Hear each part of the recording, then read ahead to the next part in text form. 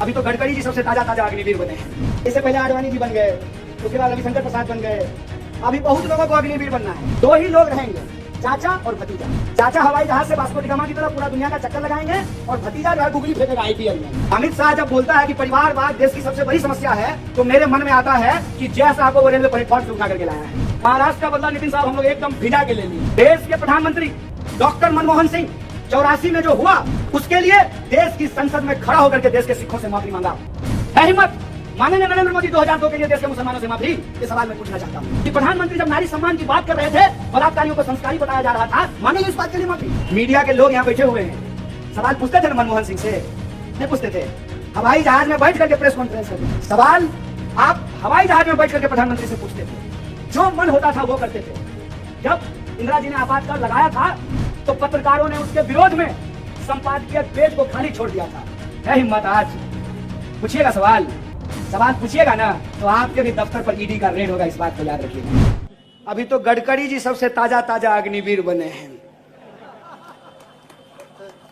नहीं, अभी बहुत लोगों को बनना है। इससे पहले आडवाणी जी बन गए, उसके बाद रविशंकर प्रसाद बन गए। अभी बहुत लोगों को अग्निवीर बनना है। दो ही लोग रहेंगे, चाचा और भतीजा। चाचा हवाई जहाज से वास्को डी गामा की तरह पूरा दुनिया का चक्कर लगाएंगे और भतीजा जो है गुगली फेंकेगा आईपीएल में। और चाचा फिर मंच पे जाकर के भाषण देंगे कि परिवारवाद देश की सबसे बड़ी समस्या है। अमित शाह जब बोलता है कि परिवारवाद देश की सबसे बड़ी समस्या है, तो मेरे मन में आता है कि जय शाह को वो रेलवे प्लेटफॉर्म से उठा करके लाया है। उसी का बेटा है ना? कोई शक है? जय शाह किसका बेटा है? अमित शाह का ना? तो बीसीसीआई सेक्रेटरी परीक्षा दे करके बना है? कंपटीशन दिया था क्या? एसएससी का एग्जाम, यूपीएससी लिखा था? कैसे बन गया? वो परिवारवाद नहीं है, बेईमानी, नकली चाणक्य। हम बिहार से हैं, असली चाणक्य वहां पैदा हुए थे। देखे बिहार में क्या हुआ? देखे, महाराष्ट्र का बदला नितिन साहब हम लोग एकदम भिजा के ले लिए हैं। चाणक्य वो परिवारवाद नहीं है। अनुराग ठाकुर यूपीएससी किया था, उसका बाप नेता नहीं है। और ये जो कर्नाटक का मुख्यमंत्री है, उसका बाप नेता नहीं था। अब पीयूष गोयल, उसका बाप नेता नहीं था। बेईमानी। राजनाथ सिंह का बेटा एमएलए नहीं है।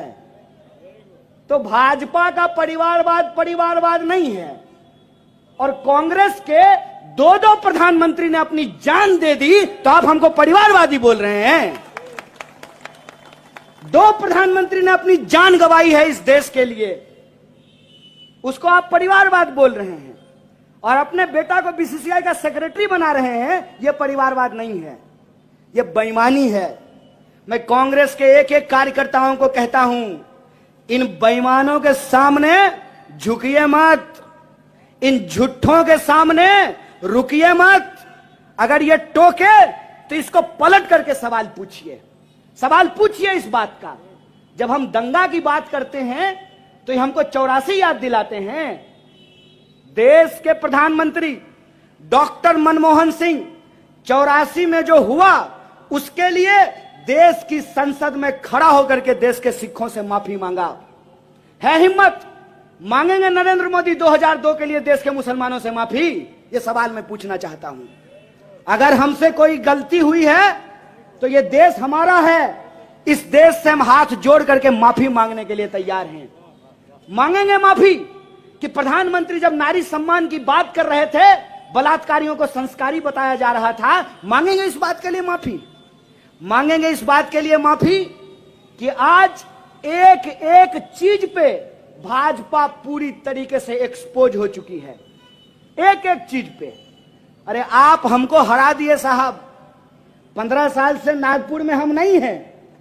पूछिए अपने नागपुर के बासिंदों से कि बन गई सड़क, हो गया सारे समस्या का समाधान, हो गए आपके सारे तकलीफ दूर।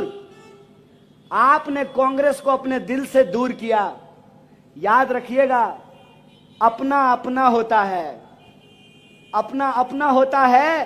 कांग्रेस इस देश की पार्टी नहीं है, इस देश का इतिहास है, वर्तमान है, भविष्य है। इस बात को याद रखिएगा, क्योंकि इस देश में जो हमको जिम्मेवारी दी है, उस जिम्मेवारी को निभाते हुए हमने कुछ सही किया, कुछ गलत किया, इस बात को हम स्वीकार करते हैं।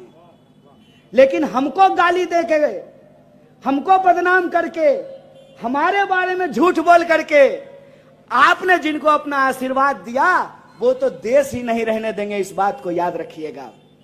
आज जिस तरीके से एक एक चीज का कत्लेआम किया जा रहा है, वो अपने आप में एक बहुत बड़ा प्रश्न चिन्ह खड़ा करता है। मीडिया के लोग यहां बैठे हुए हैं, सवाल पूछते थे ना मनमोहन सिंह से? नहीं पूछते थे। हवाई जहाज में बैठ करके प्रेस कॉन्फ्रेंस करते थे। सवाल आप हवाई जहाज में बैठ करके प्रधानमंत्री से पूछते थे, जो मन होता था वो करते थे। जब इंदिरा जी ने आपातकाल लगाया था, तो पत्रकारों ने उसके विरोध में संपादकीय पेज को खाली छोड़ दिया था। है हिम्मत आज? पूछिएगा सवाल पूछिएगा ना, तो आपके भी दफ्तर पर ईडी का रेड होगा। इस बात को याद रखिएगा। सवाल पूछिएगा ना, तो आपका भी फोटो मूरी आपका लगा देगा और देह किसी और का लगा देगा। सर आपका और तन किसी और का, आपको भी बदनाम किया जाएगा, आपको भी धमकी भरे पत्र लिखे जाएंगे, आपके भी परिवार के लोगों को परेशान किया जाएगा, आपको भी सोशल मीडिया पे गालियां निकाली जाएगी। और प्रधानमंत्री ने आज तक एक भी प्रेस कॉन्फ्रेंस किया है? कहते थे मनमोहन सिंह मौन मोहन सिंह हैं, यही बोलते थे ना। और ये हर दिन जो रेडियो पे जाकर के मन की बात करते हैं, पत्रकारों से आकर के देश की बात क्यों नहीं करते हैं? ये सवाल इनसे पूछना चाहिए कि नहीं पूछना चाहिए? है हिम्मत? करेंगे प्रेस कॉन्फ्रेंस। किसको देते हैं बाइट? अक्षय कुमार को। और अक्षय कुमार क्या पूछता है? प्रधानमंत्री जी आप आम काट करके खाते हैं कि चूस करके खाते हैं? खाते कहां हैं? निगल जाते हैं। खुल जा सिमसिम बोलते हैं और शाम आम सीधे थाली से उठ करके उनके पेट में चला जाता है। बताइए, देश के प्रधानमंत्री से इस सवाल का क्या मतलब है कि आप आम कैसे खाते हैं? अरे आपको जैसे मन हो वैसे खाइए। आप इस सवाल का जवाब दीजिए ना कि आरबीआई कह रही है कि अगर बैंकों को इसी तरह से निजीकरण किया गया तो देश को इसके परिणाम खतरनाक भुगतने पड़ेंगे। आरबीआई अपना रिपोर्ट जारी कर दी, फिर सरकार का दबाव आया और आरबीआई ने अपना रिपोर्ट वापस ले लिया। इसीलिए आज हमारे कांग्रेस पार्टी के नेता ने कहा कि आरबीआई का मतलब पहले होता था रिजर्व बैंक ऑफ इंडिया, अब हो गया है रिवर्स बैंक ऑफ इंडिया। और जो लोग विरोध करते हैं उनको पद से हटा दिया जाता है। आरबीआई ने कहा कि नोटबंदी का फैसला हमारा नहीं था। आरबीआई ने कहा कि नोटबंदी अगर होगी तो अर्थव्यवस्था को इसको गंभीर परिणाम भुगतने पड़ेंगे। और तब रात को आए अचानक से और कहा कि आज से 500 और 1000 का नोट बंद हो गया। दावे क्या किए गए कि इससे आतंकवाद की घटना रुक जाएगी, नक्सलवाद की घटना रुक जाएगी, काला धन वापस आ जाएगा। तो पहला सवाल कि नोटबंदी हो गई, आतंकवाद की घटना रुक जानी चाहिए थी, तो पुलवामा करने के लिए इनका चचा लोग आया था। कौन था? देश में नक्सलवाद की घटना कैसे हो रही है? और काला धन अगर वापस आ गया है तो आपके खाते में 15 लाख रुपया पहुंच जाना चाहिए था ना। ये बोले कि काला धन स्विस बैंक में जमा है, काला धन स्विस बैंक में जमा है और लाइन लग गया है एसबीआई के बाहर, स्टेट बैंक ऑफ इंडिया के बाहर। नोटबंदी के दौरान सैकड़ों लोगों की जान चली गई। जो छोटे छोटे व्यापारी हैं, जो नगद का धंधा करते हैं, उनका धंधा तबाह हो गया। उसके बाद जीएसटी लेकर के आए, क्या बोल करके कि 1 नेशन 1 टैक्स होगा। सुनने में कितना बढ़िया लगता है। वन नेशन वन टैक्स होगा। अगर वन नेशन वन टैक्स है तो महाराष्ट्र में डीजल का अलग दाम और बिहार में डीजल का अलग दाम क्यों है कि नहीं है? क्यों अलग अलग दाम है? तब कहते हैं कि कच्चे तेल की कीमत बढ़ गई है, इसीलिए पेट्रोल और डीजल महंगा हो गया है। तो अभी कच्चे तेल की कीमत घट गई है तो पेट्रोल और डीजल सस्ता हुआ है क्या? जब कच्चे तेल की कीमत घटती है तब यह कीमत नहीं घटाते हैं, लेकिन कच्चे तेल की कीमत अगर बढ़ गई है तो उसके आधार पर यह महंगाई को डिफेंड करते हैं। एक भाजपा का समर्थक महंगाई को ऐसे डिफेंड कर रहा था, हमने कहा कि रे भाई तुम अपना वाला चश्मा हमको दे दो, तुम्हारा चश्मा लगा देते हैं तो हमको महंगाई भी अच्छा लगने लगेगा। आज से पहले देश के इतिहास में ऐसा कब हुआ था कि महंगाई के फायदे गिनाए गए थे? ऐसा हुआ था क्या? जब रुपए ऐतिहासिक तौर पर डॉलर के मुकाबले